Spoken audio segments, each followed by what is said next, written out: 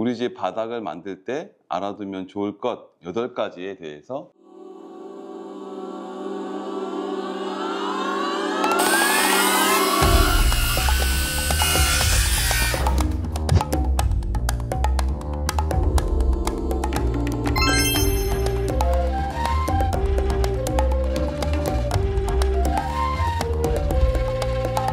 국내에 몇 개 안 되는 회사 중에 한 개입니다.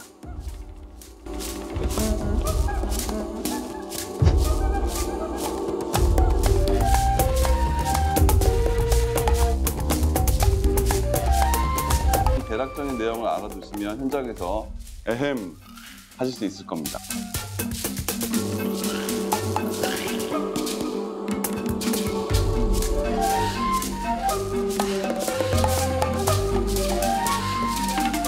정말 끔찍한 일이 생길 수도 있습니다.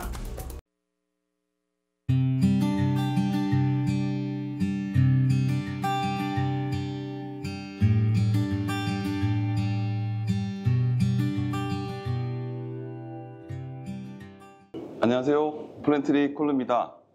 오늘은 저희 플랜트리의 집짓기 매뉴얼 장선편입니다. 플랜트리는 집의 바닥을 어떻게 만드는지 소개해 드리겠습니다. 이렇게 재미없는 주제의 영상을 최대한 보시는 분들이 지루하지 않게 만들려고 노력하고 있습니다. 이런 형식의 영상은 조회수가 전혀 나오지 않지만 저는 조회수에 연연하지 않고 있기 때문에 저번에 어떤 분이 댓글을 달아주셨는데 예비 건축주가 이런 것까지 공부하는 게 맞냐? 이런 말씀을 하시긴 하더라고요. 사실 예비 건축주분들이 이런 것까지 세세하게 아실 필요는 없습니다. 그렇지만 대략적인 내용을 알아두시면 현장에서 에헴 하실 수 있을 겁니다. 오늘은 우리 집 바닥을 만들 때 알아두면 좋을 것 8가지에 대해서 설명드리겠습니다. 이름부터 알아볼까요? 가장 핵심이 되는 장선, 벽체 위에 놓여지는 가로 부재를 말합니다. 이것을 장선이라고 합니다. 그리고 이것을 끝막이 장선, 보막이 블로킹이라고 합니다. 별로 안 맞죠? 크게 끝막이 장선, 보막이 빔, 보 이 정도만 기억하시면 됩니다. 장선, 무엇을 봐야 하나? 첫 번째, 장선 선택하기. 저번에 제가 창문 위에 놓이는 인방에 관한 영상을 만들었는데요. 그 인방의 원리와 비슷합니다. 창문이 크면은 창문으로 무게가 가지 않도록 큰 부재가, 가로 부재가 필요했잖아요. 이 장선도 마찬가지로 벽과 벽 사이가 멀면은 그 위에 올라간 2층의 바닥의 부재가 두꺼워져야 되고, 당연히 위에서 누르는 힘들이 무겁다면 장선의 부재가 두꺼워져야 됩니다. 일단은 이런 구조적인 이야기를 할 때는 저번에 인방 시간에도 말씀드렸지만 구조 도면을 기준으로 작업이 돼야 됩니다. 제가 말씀드리는 건 그냥 기본을 말씀드리는 겁니다. 스케치할 단계부터 혹은 그때부터 구조 계산을 계속 의뢰할 수는 없거든요. 그래서 어느 정도 부재 선택을 해야 되는데, 그럴 때 필요한 게 이제 스팬 테이블이라고 합니다. 참고 정도 하는 내용이죠. 우리 집 벽 거리가 얼마일 때, 누른 힘이 얼마일 때 이 위에 놓이는 장선의 두께가 어느 정도 사용하면 된다. 이렇게 가늠하는 표가 있거든요. 그것을 스팬 테이블이라고 합니다. 장선 지간 거리표라고 합니다. 이 자세한 지간 거리표의 내용은 제가 2011년도에 제 블로그에 올려놓았습니다. 그리고 2020년도에 또 유튜브 영상으로도 다시 만든 게 있으니까 그 데이터가 필요한 분들은 그 블로그 자료나 영상을 보시면 자세한 내용이 나와 있으니까, 더 전문적인 걸 원하시는 분들은 그걸 보시면 될 것 같습니다. 구조목이라고 불리는 것들의 기성목재죠. 기성목재의 사이즈들은 두께는 38, 높이는 90, 140, 185, 235, 285 이렇게 되어 있습니다.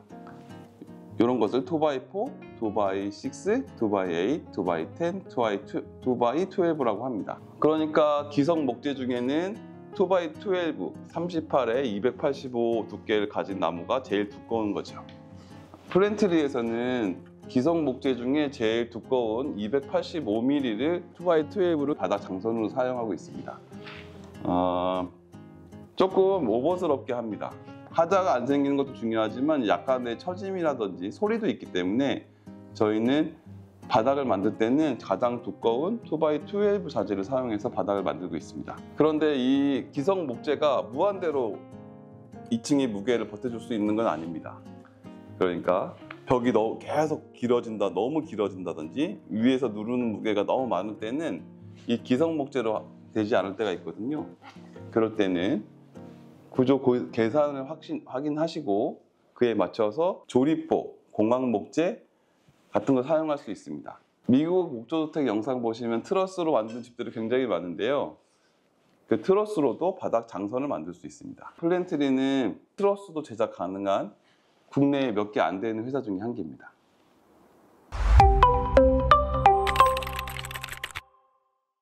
장선공사 두 번째, 2층의 벽체를 잘 받쳐주게 만들어야 된다. 이 기성 목재를 가지고 2층의 바닥을 만드는 방법은 벽과 벽 사이에 나무를, 바닥 장선이 되는 나무를 일정 간격으로 이렇게 놓게 됩니다. 그리고 합판을 치고 2층 벽을 세우게 되는데, 장선 방향에 벽체가 있을 때 그 벽체가 장선 위에 올라가지 않고 장선과 장선 사이에 올라갈 수도 있습니다. 그렇게 되면은 그 벽체는 합판 위에만 올라가게 되거든요. 그럴 때는 벽체가 받는 무게가 장선에 전달될 수 있도록 보마기를 설치해 주셔야 됩니다. 중요한 부분입니다. 별로 어렵지 않으시죠? 장선 위에 벽체가 올라가도록 해야 되고, 합판 위에 올라간 상황이면 보마기를 설치해야 한다. 무엇을 봐야 하나? 세 번째, 똥배관이 장선을 자르진 않는지 확인해야 됩니다. 그게 무슨 말이냐면은, 장선도 마찬가지로 되도록이면 스터드 위에 올라가는 게 좋거든요. 1층이 새끼등 위에 장선 위에 올라가는 게 좋은데, 그런 구조적인 규칙에 맞춰서 쭉 하다가 보면은 화장실 부분에 오수 배관이 장선에 닿는 경우가 있습니다. 잘 모르는 설비 사장님들은 장선 그냥 잘라버리거든요. 정말 끔찍한 일이 생길 수도 있습니다. 그렇게 되지 않기 위해서 미리 화장실 주변에 화장실 배관이 어떻게 나오는지 시뮬레이션 해가지고 그에 맞춰서 화장실에 나오는 배관들을 피해서 장선을 설치해야 됩니다. 만약에 잘랐다면은 그에 맞는 보강을 해줘야겠죠. 장선 봐야 될 것 네 번째, 어쩔 수 없이 장선에 구멍을 내야 한다면은 구멍을 내는 규칙도 있습니다. 한가운데는 3등분해서 한가운데는 피해야 되고요. 구멍의 지름은 3분의 1 이하가 돼야 됩니다. 아까 제일 두꺼운 나무가 285mm라고 말씀드렸는데요. 285에 3분의 1 하면 100mm가 안 되거든요. 그런데 화장실 배관은 100mm예요. 다시 말하면 화장실 배관은 절대 장선을 뚫을 수 없다. 이렇게 기억하시면 됩니다. 그리고 구멍은 끝단에 낼 수 없습니다. 최소한 2인치, 5, 6cm 정도는 떨어뜨려야 됩니다. 따내기 지름도 3분의 1 이하가 돼야 됩니다. 따내는 높이도 6분의 1 이하가 돼야 하고요.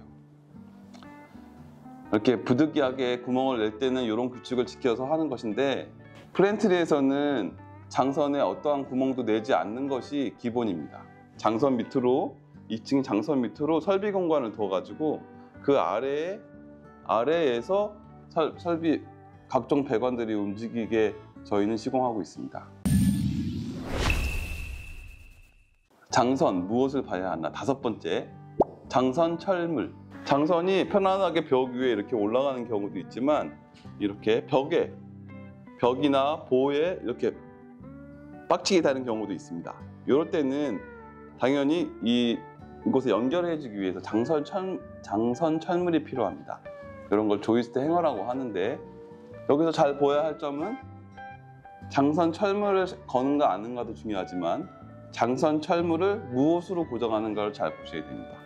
일반 피스나 일반 못으로 시공하면 절대로 안 됩니다. 반드시 그 끊어지는 힘이 강한, 무게가 걸렸을 때 못이 딱 끊어지는, 이렇게 딱 끊어지는 힘이 강한 철물용 못을 사용해서 장선 철물을 걸어 주셔야 됩니다. 여섯 번째, 빔이라고도 하는데요. 콘크리트 건물에도 보가 있죠. 그 보는 목조주택에서 보는 조립보. 조립보는 기성 목재, 구조목들을 이렇게 겹쳐가지고 만든 걸 조립보라고 하고요. 그런 조립보가 있고, 기성 목재에 철판을 사이사이 넣고 볼팅하는 보가 있고요. 기성 목재로 만든 글루램이 있고, 이렇게 목재의 칩을 공학용 본드랑 집성해서 만든 공학용 목재가 있습니다. 이런 것들을 사용해가지고 요즘에는 H빔도 많이 사용합니다. 여기서 중요한 것은 아까도 계속 반복적으로 제가 강조하고 있지만 이 볼을 구조 도면대로 잘 시공되어 있는지도 확인해야 됩니다. 플랜트리는 이렇게 빔도 잘 써가지고 튼튼하게 잘 만들고 있습니다. 장선, 무엇을 봐야 하나? 7번째, 합판. 바닥 장선을 잘 설치한 다음에는 그 위에 2층의 구조물을 세우기 위해서 합판을 설치하거든요. 공포영화 같은 데 보시면은 주인공이 조용히 살균만이 싹 들어가는데 바닥을 딱 밟았는데 삑! 이런 소리가 들리는 공포영화 보신 적 있으실 거예요.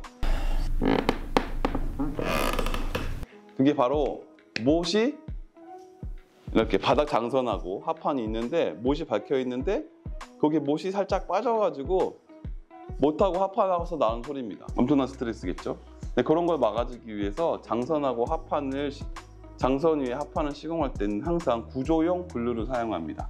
구조용 본드.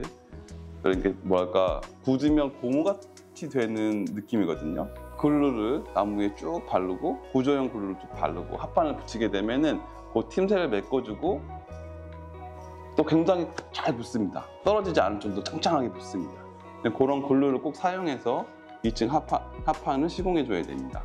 합판의 두께도 당연히 일반 바닥에 밟아야 되는 부분이기 때문에 두꺼워야 되고, 합판의 모양새도 이렇게 일반 합판처럼 맞대문으로 된다면은 움직이면서 합판이 닿은 부분이 또 삑삑삑삑 거려서 또 소음을 낼 수가 있거든요. 그래서 보통 바닥 합판들은 이렇게 암수가 있는 타입으로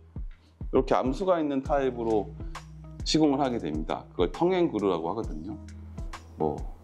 혀와 그렇게 암수가 있는 타입으로 합판 시공해서 딱 물려주면은 그 합판 전체가 한 덩어리가 돼가지고 밑에 글루도 잘 설치해줬다면은 소리가 나지 않고 튼튼한 바닥이 되죠. 그래서 바닥 합판 시공할 때는 글루를 꼭 사용하고, 그 다음에 텅앵그루 이빨 암수가 있는 합판을 사용해주는 게 좋습니다. 합판의 종류도 예전에는 OSB를 많이 사용했거든요. 암수가 있는 18mm OSB를 제일 많이 썼는데 지금도 많이 쓰고 있습니다. OSB는 그 구조용 합판으로 나온 것이니까. 요즘에는 그 물에 불지 않는 기능성 합판도 많습니다. 좀 더 고가이긴 한데 외국 제품도 있고 이제는 국내 제품도 있습니다. 그런 물에 불지 않는 바닥 합판을 사용한다면 혹시나 모를 습기 때문에 바닥이 이렇게 불어나는 일이 없겠죠. 저희는 너무 반가워가지고 그 제품이 나온 이후로는 항상 바닥은 그렇게 기능성 합판을 사용하고 있습니다. 물에 담가놔도 안 불더라고요. 제가 일주일에 담가놨는데 구할 수 없어서 과거에 OSB를 시공한 적은 있어도 구할 수 있는 상황이라면 바닥만큼은 물에 불지 않는 그런 제품으로 바닥 합판을 해주고 있습니다. 잘 보고 계십니다. 마지막 8번째, 방수. 우리나라는 2층에 방통을 치잖아요. 2층에도 방통이란 뭐냐면 콘크리트를 붓는 거거든요. 우리가 기초공사를 할 때 콘크리트를 흙에다 부을 때도 콘크리트 풀이 빠져나가지 않게 하기 위해서 비닐을 깔거든요. 그래서 콘크리트가 좀 깡깡하게 찰지게 굳을 수 있도록 기초공사 하부에도 비닐을 깔게 되는데, 그런 측면에서 그렇고 2층에 콘크리트 타설할 때 콘크리트 물이 1층으로 떨어지는 건 좋지 않다고 생각하거든요. 그래서 저희는 그 합판 윗면에 전체 방수를 합니다. 시트 방수. 그게 아무것도 없는 상태에서 합판 쳐놓고 풀면서 하는 방수라서 사실은 그렇게 비용이 엄청나게 많이 들지 않습니다. 추가로 한 가지 더 말씀드리겠습니다. 패시브 하우스에서는 기미를 잡아야 되거든요. 벽제 방습지가 이렇게 들어가가지고 얘랑 연결됩니다. 이 방습지는 장선을 돌고 다시 안으로 들어와서 2층 벽 안쪽으로 이어집니다. 그렇게 해주기 위해서 장선 시공 전에 그런 기민 시트를 선 시공해 주어야 됩니다. 네, 보시는 동안 수고 많으셨습니다. 네, 이렇게 해가지고 플랜트리가 만드는 목조주택의 바닥에 대해서 설명드렸습니다. 저희 회사에서 집을 짓지 않으시더라도 이 정도 부분은 건축주님도 한번 집 지으실 때 이렇게 확인해 보신다면 큰 하자를 막으실 수 있을 거라 생각합니다. 오늘 영상 여기까지입니다. 긴 영상 봐주셔서 고맙습니다.